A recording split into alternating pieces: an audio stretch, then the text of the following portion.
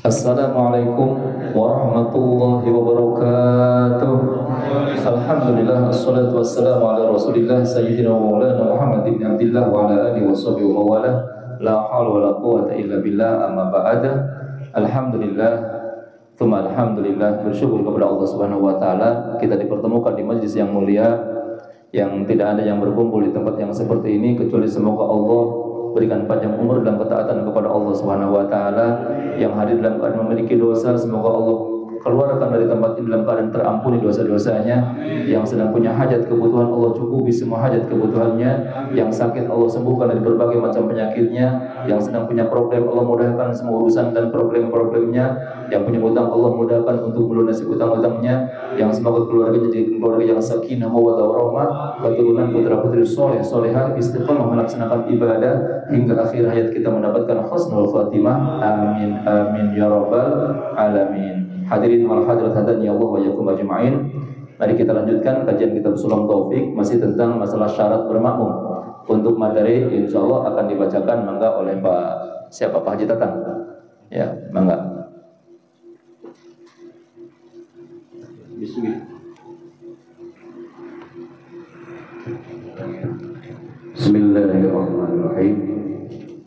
Syarat-syarat makmum. 1. Tempat makmum tak boleh lebih maju dari imam. 2. Ketika takbiratul ihram tidak boleh bersamaan dengan imam. Bahkan hal ini dapat membatalkan sholat. Adapun bersama-sama imam selain takbiratul ihram adalah makruh kecuali membaca amin. Bagi makmum haram mendahului imam dengan satu rukun fi'li, dapat membatalkan sholat jika mendahului imam dengan 2 rukun. Demikian pula ketinggalan 2 rukun tanpa ada uzur, atau ketinggalan lebih dari 3 rukun yang panjang. 3. Makmum harus mengetahui pergantian gerakan imam. 4. Imam dan makmum harus kumpul dalam satu masjid. Jarak imam dan makmum tidak boleh lebih dari 300 zirah. 5. Antara imam dan makmum harus tidak ada penghalang yang dapat mencegah lewat menuju kepada imam. Yang 6. Sholat yang dikerjakan imam dan makmum harus sama rangkaian dan bentuknya. 7. Imam dan makmum tidak boleh berselisih dalam melakukan sunnah, yang apabila salah satu ada yang meninggalkan kelihatan buruk. Yang 8. Makmum harus niat menjadi makmum saat takbiratul ihram dalam sholat Jumat. Jika selain sholat Jumat, maka niatnya sebelum mengikuti imam dan tidak mengganggu lama. Begitu.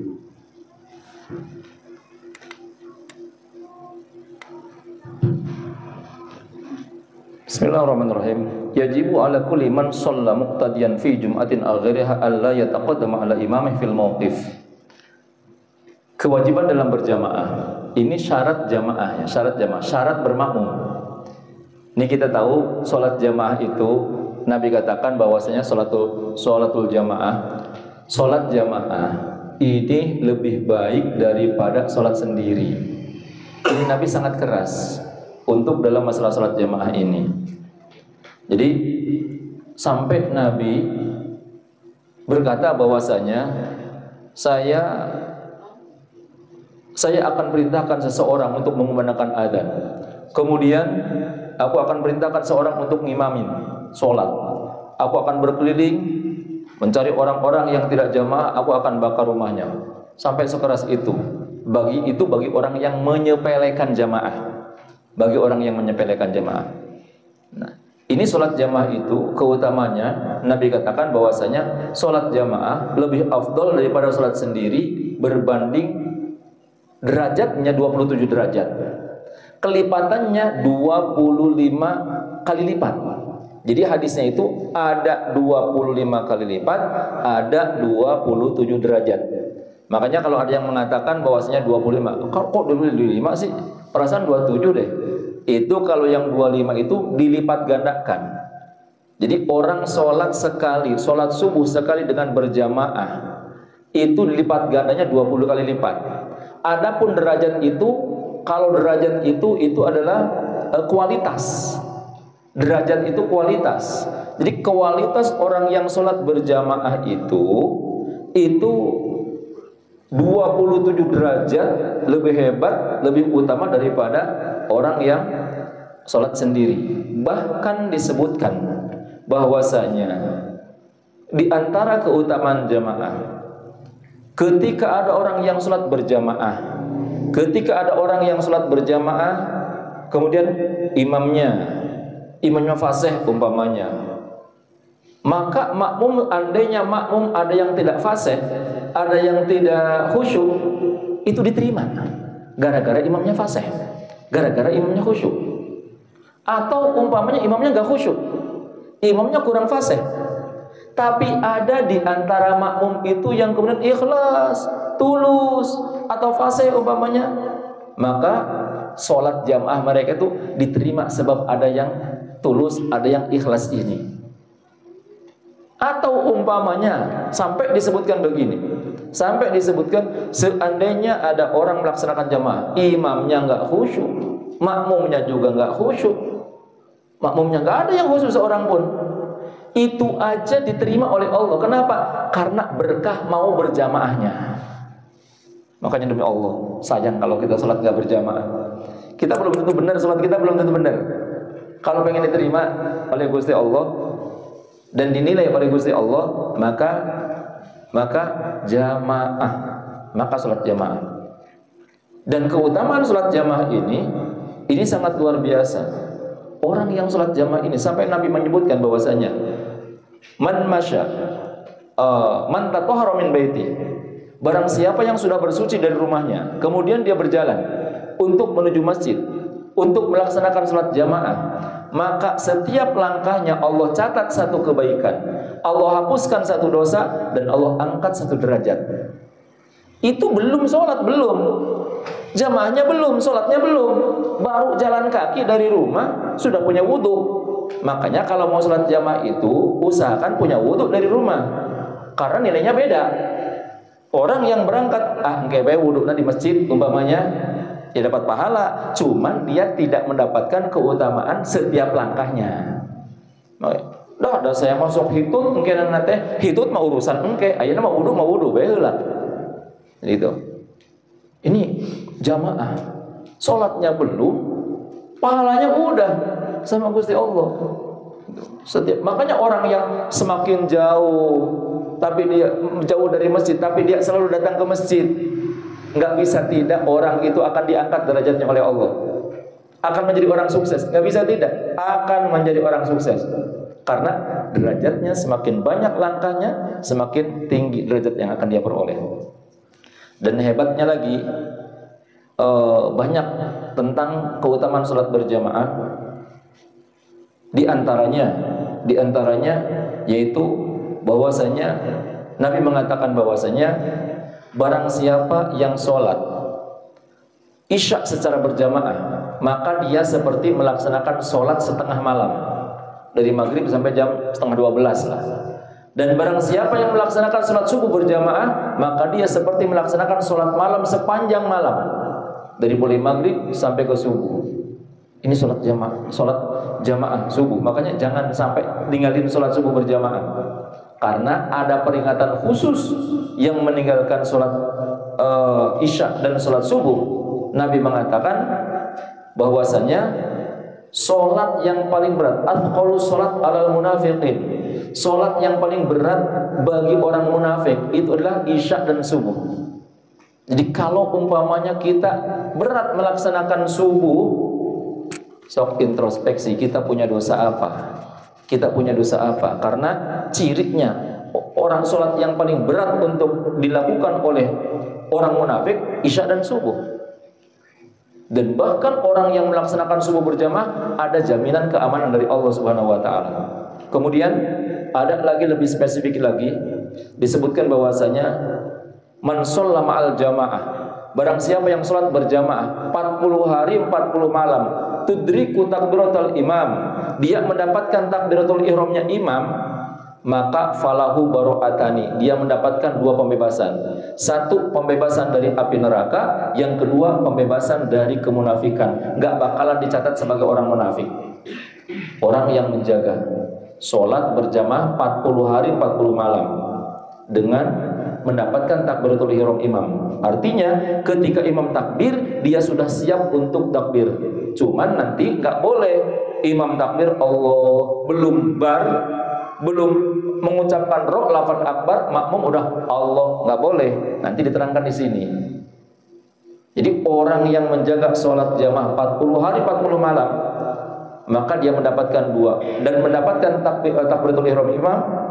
Jadi ini usahakan ketika kita imam itu takbiratul ihram, kita udah ada di belakang imam. Karena itu nilainya beda. Sampai-sampai orang sholat sunnah, ada orang sholat sunnah baru dapat 1 rakaat. Dia baru dapat 1 rakaat, mau dapat 1 rakaat, kemudian qomat umpamanya. Itu aja sampai udah sholatnya 1 rakaat aja. Untuk apa? Demi untuk mendapati takbiratul ihram setelah imam. Ini saking utamanya. Umpamanya dia teruskan, dia dapat rakaat pertama, cuman nggak dapat takbiratul ihram imam, udah batalin aja. Gitu. Yang sunnah. Ini padahal udah sholat, ini udah sholat padahal. Nah, jadi itu keutamaan mendapatkan takbiratul ihram imam. Makanya cari nih kemuliaan ini, cari. Jadi hadiah apa yang lebih tinggi dari Allah Subhanahu Wa Taala daripada pembebasan api neraka?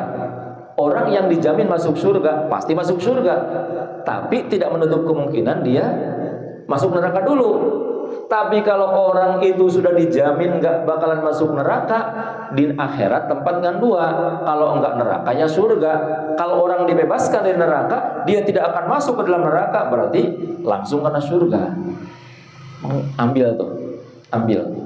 Dan biasanya orang yang sudah lulus menjalankan 40 hari 40 malam dengan mendapatkan takbiratul ihram imam, selalu berjamaah, maka setelah itu kehidupannya dia akan mudah untuk melaksanakan ibadah, dimudahkan oleh Allah Subhanahu Wa Taala.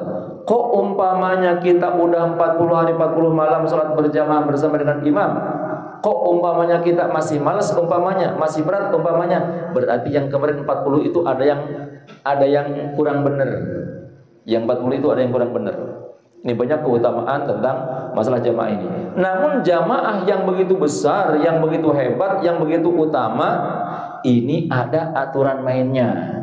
Jamaah yang sangat luar biasa, ini ada aturan mainnya, ada syarat-syaratnya. Ada syarat bermakmum. Ini nanti dalam salat berjamaah itu, syarat makmum dengan syarat imam banyakkan syarat makmum. Banyakkan syarat makmum dibanding syarat imam. Syarat imam masih sedikit, syarat makmum banyak. Nah, di sini yajibu ala kulli man shalla muqtadiyan, wajib bagi orang yang bermakmum. Yang pertama, alla yataqaddama ala imam fil mauqif. Dia tidak boleh tempat berdirinya itu, dia tidak boleh mendahului imam. Dia tidak boleh mendahului imam. Wal ihram, dan tidak boleh mendahului dalam takbiratul ihram. Jadi posisi makmum harus lebih mundur daripada posisi imam. Kalau sejajar, posisi mundurnya itu apa? Standarnya apa? Standarnya adalah tumit. Standarnya adalah tumit. Jadi tumit makmum harus lebih mundur daripada tumit imam. Kalau sejajar sah, tapi makruh. Jadi kalau umpamanya tumitnya sejajar, sehingga makmum baik ada res gitu, maka sah tapi makruh. Jadi yang pertama, posisi makmum tidak boleh lebih maju daripada posisi imam, kecuali orang yang sholat di Masjidil Haram. Kalau di Masjidil Haram makmum lagi harapun imam gitu. Itu karena melingkar gitu, karena nguriling gitu. Ayo sampingan imam, bulan itu imam, ada, kecuali di Masjidil Haram. Kalau di luar Masjidil Haram tidak boleh makmum lebih depan daripada imam. Kemudian ihram, ketika takbiratul ihram, nggak boleh mendahului takbiratul ihram. Batabtul muqarna fil ihram, bahkan ngabarengan takbiratul ihram, makmum ngabarengan takbiratul ihram dengan imam, maka itu batal. Umpamanya imam Allahu ak, baru ak, si makmum udah Allah. Nah itu batal si makmum, dianggap ngabarengan imam dalam takbiratul ihram. Mestinya Allahu akbar, udah baru si makmum Allah, mestinya gitu.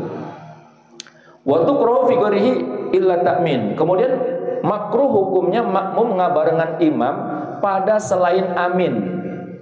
Umpamanya imam ruku, makmum ruku, imam itidal, makmum itidal, bareng gerakan teh, maka itu makruh hukumnya. Itu hukumnya makruh, kecuali dalam amin. Kalau dalam amin itu sunnah bareng antara makmum dengan imam. Jadi ketika waladdallin amin, makmum bersama dengan imam baca amin. Makanya imam tuh baca amin, imam teh baca amin. Jahar nggak apa-apa, bareng bersama dengan makmum. Karena orang yang aminnya bareng bersama dengan imam itu bersama dengan diaminkan oleh para malaikat. Jadi doanya mustajab. Kalau dalam selain itu, maka itu hukumnya makruh. Contoh begini. Umpamanya sholat. Imam belum sampai ke ruku, makmum udah bareng bersama dengan imam. Dek maju dek. Contoh, kieu umpamanya. Qul huwallahu ahad, Allahu samad, lam yalid wa lam yulad wa lam yakul lahu kufuwan ahad. Allah, dede ikut bareng. Sami Allah. Nah, ini enggak barengan. Ini makruh, kieu teh makruh. Enggak boleh kieu teh. Ya, tidak batal mah, tidak haram mah, cuman ini makruh hukumnya. Ini enggak boleh. Mestinya begini.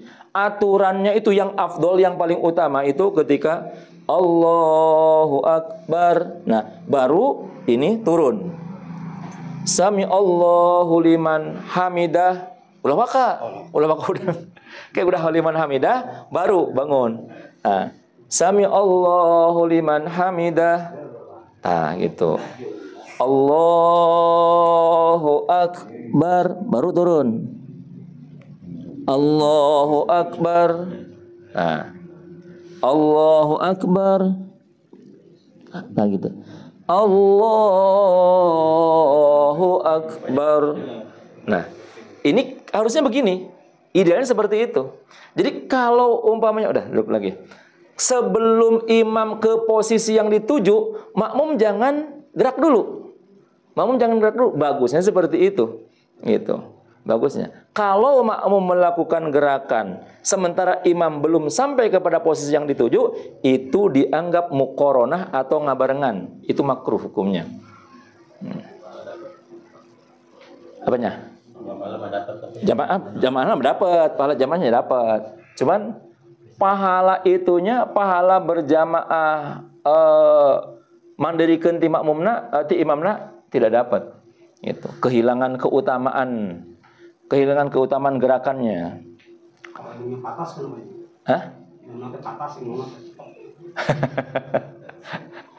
Atau patas ge berarti maninah meureun. Kayak dilantarkan pertanyaan. Baik. Wa yahrumu taqaddumuhu bi ruknin fi'liyin. Haram hukumnya makmum mendahului imam pada rukun fi'li. Umpama imam teh qul huwallahu ahad, Allahus samad, lam yalid wa lam yulad wa lam yakul lahu kufuwan ahad. Imam teh berdiri kene baru kufuwan ahad, makmum teh Allah miheulaan, haram tuh. Haram kalau satu rukun. Wa tabtulu bi ruknaini, dan batal kalau mendahului dua rukun. Wa lam yakul lahu kufuwan ahad. Si makmum, imam can ruku, si makmum geus ruku, Allahu akbar.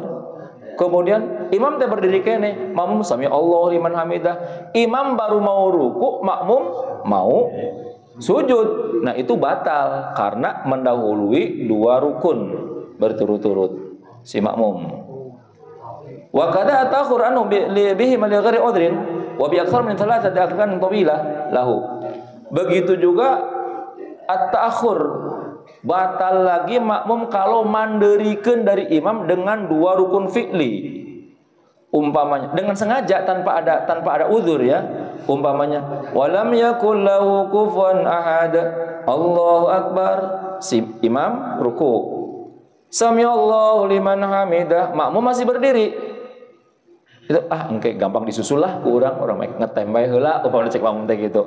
Padahal tidak ada masalah apa-apa, bacaan udah beres si makmum teh. Umpamanya Allah, si imam mau sujud, makmum baru mau ruku. Itu kalau ngahajat tanpa ada uzur, maka itu hukumnya batal. Ta'akhur biruknain, sengaja mengakhirkan dengan 2 rukun. Au salatati arkanin tawilah, atau dengan 3 rukun yang panjang. Dikarenakan ada uzur. Umpama ada orang yang bacaannya lupa, dia nggak bacaan, lupa dia. Imam nate enak, imaman nate. Kemudian setelah imam beres pembacaan, imam ruku. Pas imam ruku, si makmum teh ingat, saya can baca Fatihah. Cek si makmum teh, maka si makmum wajib baca Fatihah. Dia wajib baca Fatihah. Ini dalam mazhab Syafi'i ya, dia wajib baca Fatihah. Kemudian imam i'tidal, makmum belum selesai Fatihahnya, teruskan. Imam sujud, makmum belum selesai, teruskan. Imam duduk di antara 2 sujud, makmum selesai umpamanya, maka makmum sok nyusul ruku, i'tidal, sujud, duduk, sujud, nyusul makmum, tapi tetap tumanina. Tapi kalau umpamanya udah sampai 3 rukun yang panjang, rukun yang panjang itu seperti ruku, sujud. Kalau i'tidal itu rukun pendek, duduk di antara 2 sujud itu rukun pendek. Umpamanya makmum belum selesai Fatihahnya, atau bacaannya dolog umpamanya, imam udah ruku, i'tidal, sujud, duduk, sujud yang kedua kali, imam mau bangun untuk melakukan rakaat yang berikutnya, si makmum baru selesai Fatihah. Nah, eta mah teruskeun bae si makmum. Teruskeun ulah ruku. Nah, udah nu eta mah hangus be. Nu eta mah hangus. Wa ayya'lam binti khalati imami. Kemudian yang berikutnya, syarat bermakmum, makmum harus tahu gerak-gerik imam, bahwa imam ruku, bahwa imam i'tidal. Baik taunya baik dengan melihat langsung atau mendengar suara, atau melihat orang yang bermakmum kepada si imam. Umpama sini, imam sini. Kemudian ada yang sholat di rumah samping itu tuh, di warung di rumah samping itu ada yang sholat. Nah, kemudian itu kan nggak bisa ngeliat ke sini. Tapi ada orang yang sholat di luar di sana. Orang yang sholat di luar di sana nggak makmum ka dia. Anu di rumah, anu di itu nggak makmum ka imam anu di dia dengan menggunakan patokan orang yang sholat di luar. Imam di sini ruku, nu itu ruku, nu itu ruku karena ningali kanu eta, itu kanu di luar, jadi paralel. Jadi makmumna memparalel, tapi tidak boleh bermakmum kepada anu di luar, karena anu di luar teh posisinya makmum, nggak makmum nama ka dia. Yang penting dia tahu gerak-gerik imam, baik dengan melihat langsung atau dengan mendengar suaranya. Wa yajtami' fi masjid. Kemudian yang berikutnya, makmum dan imam harus berkumpul di masjid. Artinya bukan berjamaah harus di masjid. Kalau di masjid ini mutlak sah. Artinya bahwasanya kalau umpamanya orang berjamaah di masjid, jaraknya mau dekat mau jauh nggak masalah. Umpama ada masjid panjang gitu, panjang masjidnya, aya 1 kilo panjang teh. Imam di sini. Ini nggak ada yang bermakmum. Aya saurang makmum nggak saurang di dia. Ada orang baru masuk pintu masjid, jarak nanti 500 meter umpamanya. Jarak 500 meter. Tapi dia tahu imam keur salat. Dia imam rek ruku, dia teh Allahu Akbar nggak makmum mereka dia ke imam anu ieu. Jarakna 500 meter. Yang penting si makmum tahu gerak-gerik imam, umpamanya karena pakai speaker umpamanya, dia boleh sholat sendirian di sana, sah, artinya sah, boleh itu artinya sah. Nah, bukan berarti bagus, boleh itu artinya sah. Jadi kalau di masjid itu jaraknya jauh juga nggak apa-apa. Bahkan kalau kahadang pun kalau tidak ada, umpamanya begini di masjid, umpamanya imam di bawah, makmum di lantai atas. Makmum di lantai atas, tidak ada jalan dari makmum kepada imam kecuali harus mundur. Kalau sholatnya di masjid sah. Kalau di luar masjid sah gitu teh. Kalau di luar masjid sah. Sama dengan nanti kalau kita sholat di Masjidil Haram. Kayak kemarin saya di Masjidil Haram sempat ketika akan pulang itu kita sholat di musola hotel. Ketika sholat di musola hotel, itu banyak orang yang sholat di musola hotel nggak makmum nak ke Masjidil Haram. Itu tuh sah. Kenapa? Karena nggak ada jalan dari makmum kepada imam, jalan ke depan. Nggak ada. Adanya harus ke belakang. Nah, itu nggak boleh seperti itu. Nah, kalau ini sama-sama makmum dengan imamnya di masjid mah itu kondisi seperti itu sah. Tapi kalau imamnya di masjid, makmumnya di luar masjid, atau sebaliknya imam di luar masjid, makmum di masjid, atau dua-duanya di luar masjid, maka itu ada jaraknya minimal 300 hasta. Satu hasta-nya sekitar 49 cm lah atau 50 cm lah. Satu hasta-nya. Jadi lamun 300 hasta sekitar seberapa meter? 150, sekitar 150 meter. Itu kalau tidak ada makmum-makmum yang lain. Kalau umpamanya imam di sini, terus makmum kali banyak, umpamanya nyambung sampai ancaran hari nyambung mah masalah. Hari nyambung mah masalah. Kemudian wa ayyajtami'a wa an la yahula bainaha wa bainahuma ha'ilun yamna'u al-istitraq. Nah, ini yang tadi. Tidak ada penghalang antara imam dengan makmum yang menghalangi istitraq sampainya makmum ke imam. Jadi tidak ada yang menghalangi dari makmum ke imam jalan yang bisa menyampaikan makmum ke imam dengan ke depan atau ke samping. Kecuali dengan izwiror itu kemundur. Contoh begini. Ini musola. Imam sholat di sini. Kemudian ada orang yang sholat di jalan. Tapi sabelah dieun panto. Sabelah kuloneun panto. Lawang. Maka itu tidak sah. Sholat di samping ini walaupun kelihatan dari kaca. Ya, kaca kan kelihatan. Nah, umpamanya imam di sini, makmum ke sini. Nah, tidak ada jalan dari makmum ke imam, kecuali harus mundur. Kan kok harus mundur jalan ke imamnya? Kecuali kalau umumnya di sini ada pintu. Di sini ada pintu. Jadi ada jalan dari makmum ke imam lewat pintu samping. Gitu. Dari situ ke sini walaupun umpamanya di sini kaca, umpamanya dindingnya kaca semua, kelihatan dari makmum ke imam kelihatan.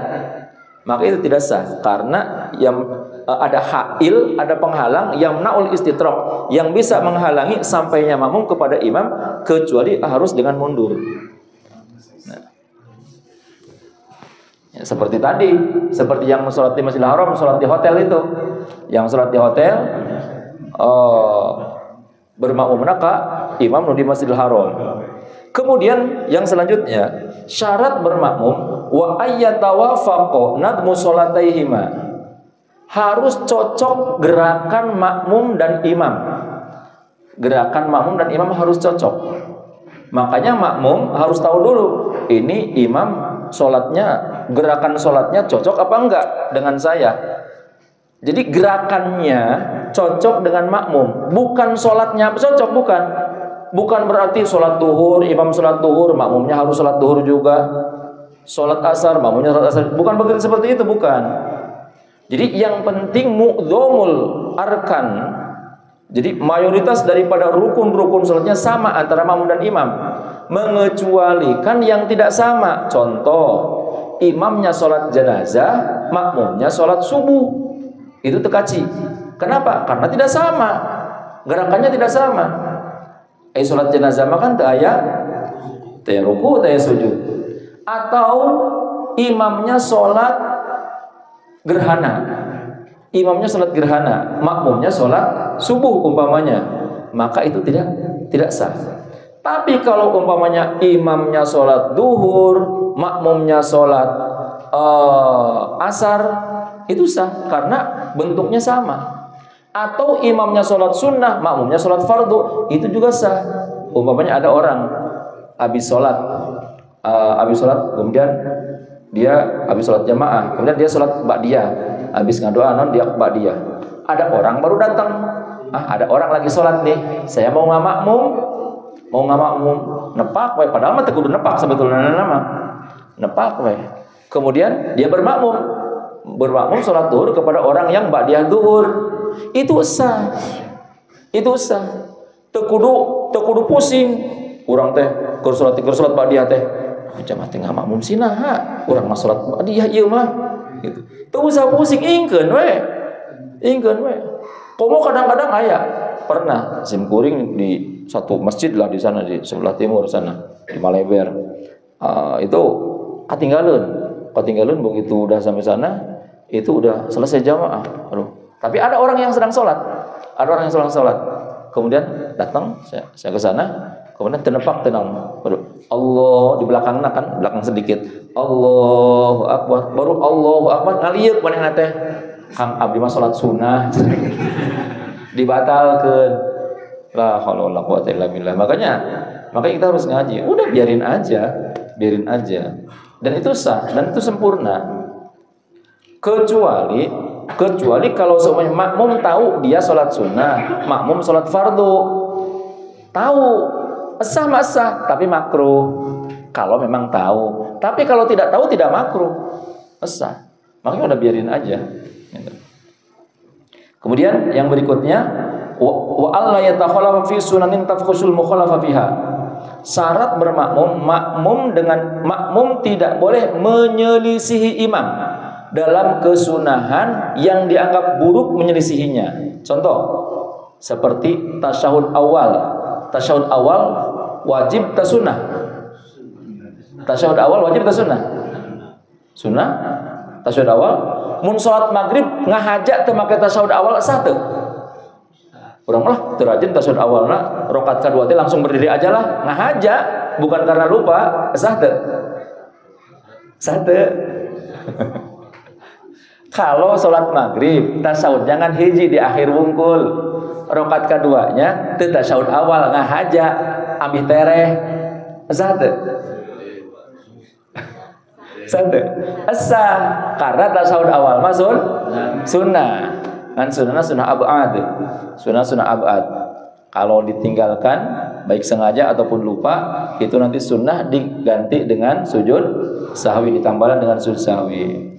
Umpama ada imamna tasyahud awal, makmumna teu tasyahud awal, atau sabalikna imam teu tasyahud awal, imam teh lupa, umpamanya rakaat kedua Allahu Akbar, imam teh makmum teh di tukang teh subhanallah, cek makmum teh gitu. Karena kan ketika terjadi kesalahan pada imam, makmum disunahkan baca subhanallah. Kalau laki-laki makmum disunahkan baca subhanallah, bukan mengingatkan, tapi makmum disunahkan baca subhanallah. Umpamanya kieu.